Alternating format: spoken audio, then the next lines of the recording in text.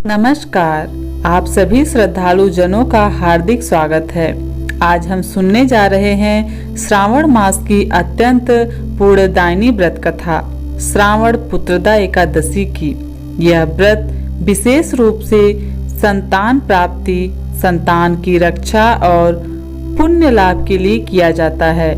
इस एकादशी का पालन करने से भगवान विष्णु अत्यंत प्रसन्न होते हैं और पुत्र प्राप्ति जैसी दुर्लभ कामनाओं को भी पूर्ण करते हैं। तो आइए हम इस पावन व्रत की पौराणिक कथा और इसकी महिमा को जानते हैं। श्रावण शुक्ल पक्ष की एकादशी को यह व्रत मनाया जाता है। इसे पुत्रदा एकादशी कहा जाता है, जिसका अर्थ है संतान प्रदान करने वाली एकादशी। हिंदू धर्म में एकादशी व्रत का विशेष महत्व है। यह व्रत भगवान विष्णु को समर्पित होता है।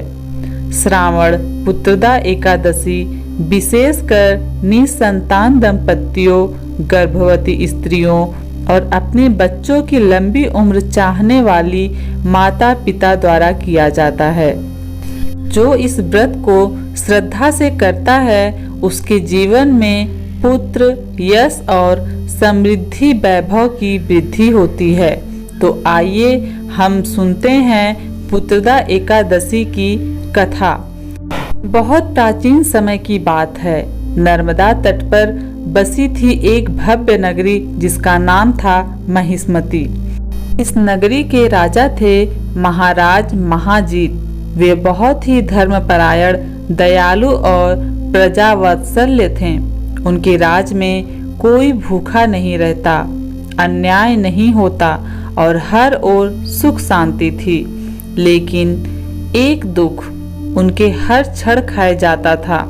राजा और रानी के पास संतान नहीं थी। राजा का मन महाराज के वैभव में नहीं लगता। वह बार बार अपने महल की छत पर खड़े होकर आकाश की ओर देखते और पूछते, हे प्रभु, मैंने ऐसा कौन सा पाप किया है जो मुझे पिता कहलाने का सौभाग्य नहीं मिल रहा।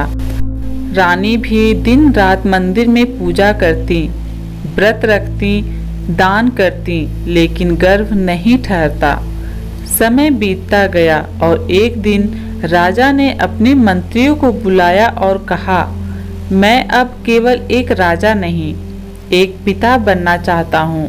यदि संतान नहीं है तो मेरा राज्य, मेरी गद्दी, मेरे खजाने का क्या मूल्य। राजा सब कुछ छोड़कर वन की ओर निकल पड़े। एकांत साधना, ऋषियों की सेवा और सच्चे समाधान की खोज में। घने वन में राजा ने एक दिव्य आभा से युक्त तपस्वी को देखा। वे थे ऋषि लोमेश, जो हजारों वर्षों से तप कर रहे थे। राजा ने उन्हें प्रणाम किया और अपनी पीड़ा सुनाई। हे महर्षि, मेरी कोई संतान नहीं है। मेरा हृदय हर पल पिता बनने की तड़प में रोता है। क्या कोई उपाय है जिससे मेरा यह संताप मिटे? ऋषि ने ध्यान लगाया और पूर्व जन्म का रहस्य बताया। हे राजन, अपने पिछले जन्म में तुम व्यापारी थे। एक दिन थके मांदे होकर एक जलाशय पर पहुँचे। वहाँ एक प्यासी गाय पानी पीने आई थी, लेकिन तुमने उसे भगा दिया था। उस अधर्म के कारण तुम्हें इस जन्म में संतान का सुख नहीं मिला। राजा का सिर झुक गया, आंखों से आंसू बहने लगे। हे ऋषिवर, क्या कोई प्रायश्चित है जिससे यह पाप कटे और मैं संतान सुख पा सकूं? ऋषि ने उपाय बताया। हाँ राजन, श्रावण मास की शुक्ल पक्ष की एकादशी, जिसे पुत्रदा एकादशी कहा जाता है, उसका व्रत करो। इस दिन पूरे दिन उपवास रखो। रात्रि में भगवान विष्णु का जागरण करो और अगले दिन ब्राह्मणों को भोजन व दान देकर व्रत का पालन करो।